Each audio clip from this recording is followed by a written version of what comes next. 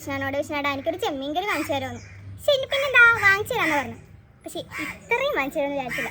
കടയിൽ നിന്ന് മേടിക്കുന്നതൊക്കെ ആരോഗ്യത്തിന് കൊള്ളൂല, ഉണ്ടാക്കി കഴിക്കാം.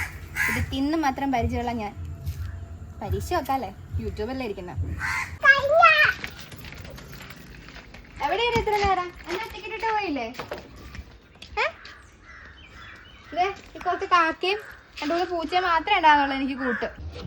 വറുത്തെടുത്ത് ചെമ്മീൻ കറി വെക്കാം, അതായിരുന്നു എൻ്റെ ഫൈനൽ ഡിസിഷൻ. ആവശ്യത്തിന് തേങ്ങ അങ്ങ് ചിരണ്ടിയെടുത്തു, കൂടെ കുഞ്ഞുള്ളിക്ക് പ്രത്യേക ഒരു ടേസ്റ്റ് ആണല്ലേ. കുഞ്ഞുള്ളിയും കൂടി ഇട്ടിട്ടാട്ടോ ഞാനങ്ങ് ചെമ്മീൻ വേവിക്കാൻ വെച്ചത്. ചെമ്മീനൊന്ന് നന്നായിട്ട് വെന്ത് വരട്ടെ കേട്ടോ. അപ്പോഴേക്കും ഞാൻ കുറച്ച് ചെമ്മീനെടുത്ത് മാറ്റി വെച്ചിട്ടുണ്ടായിരുന്നേ, വെറുതൊന്നുമല്ല, വറക്കാൻ വേണ്ടി. ചെമ്മീൻ ഫ്രൈ അതെൻ്റെ ഒരു വീക്ക്നെസ് തന്നെ കേട്ടോ.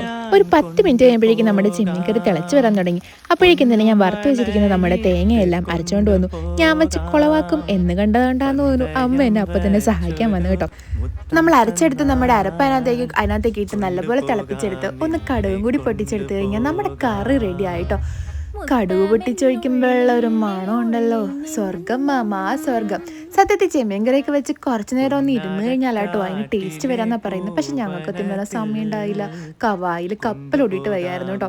അപ്പം തന്നെ ഞങ്ങൾ വേഗം തന്നെ ചോറിടാൻ വേണ്ടി എടുത്തു. ഫസ്റ്റ് വന്നത് കുഞ്ചുവാണ്. കുഞ്ചു ആദ്യമേ തന്നെ ഒന്ന് ടേസ്റ്റ് ചെയ്ത് നോക്കിയിരുന്നു. അതുകൊണ്ട് തന്നെ വായിലേക്ക് വയ്ക്കുന്നതിന് മുമ്പ് തന്നെ അവൾ സൂപ്പർ എന്ന് കമൻറ്റ് പറഞ്ഞു. അപ്പോൾ എല്ലാവരും ഒന്ന് ട്രൈ ചെയ്ത് നോക്കണേ. ബൈ.